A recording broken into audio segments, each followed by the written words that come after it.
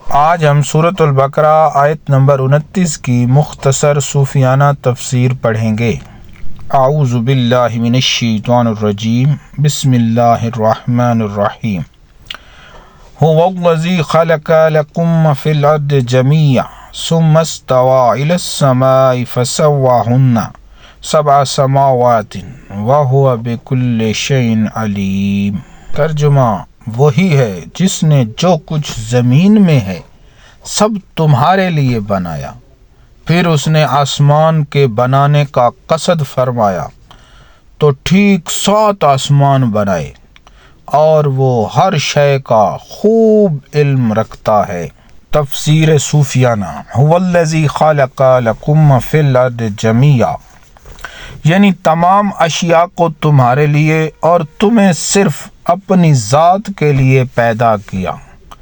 کما قال اللہ تعالی وَاصْطَنَعْتُكَ لِنَفْسِي، میں نے تمہیں اپنے لیے چن لیا۔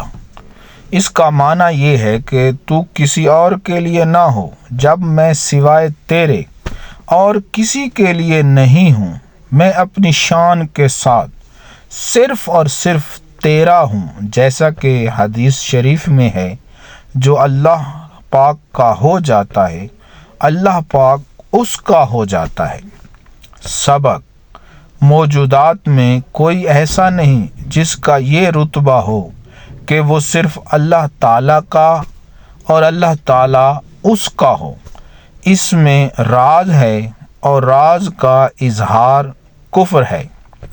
اے سالک، تیرے لیے لائق ہے کہ اس کے سوا کہ جس کے لیے تو ہے مشغول نہ ہو، ورنہ اس کے سوا باقی رہ جائے گا، اور یہ خسارہ ہے۔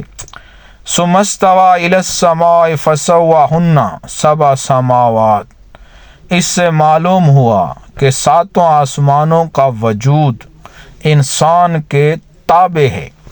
وَهُوَ بِكُلِّ شَيْءٍ عَلِيمٌ، یعنی تمام کی پیدائش جانتا ہے، اور یہ بھی جانتا ہے کہ انہیں کس لیے پیدا کیا، اور مخلوق کا کوئی ذرہ ایسا نہیں جو اس کی ذات اور صفات کی حمد نہ کرتا ہو اور اس کی احدیت اور صمدیت کی گواہی نہ دیتا ہو۔ ہر شے گواہی دے کر کہتی ہے ربنا ما خلقت ھذا باطلا، اے ہمارے رب، تو نے اسے عبث پیدا نہیں کیا، تو پاک ہے۔ مولانا جامی قدسرہ فرماتے ہیں، در جہاں جلوہ گاہ وحدت تو، شہد اللہ گواہ وحدت تو۔ ترجمہ: جہان کی جلوہ گاہ میں تیری وحدت ہے، شہد اللہ تیری وحدت کا گواہ ہے۔ وما توفیقی الا باللہ۔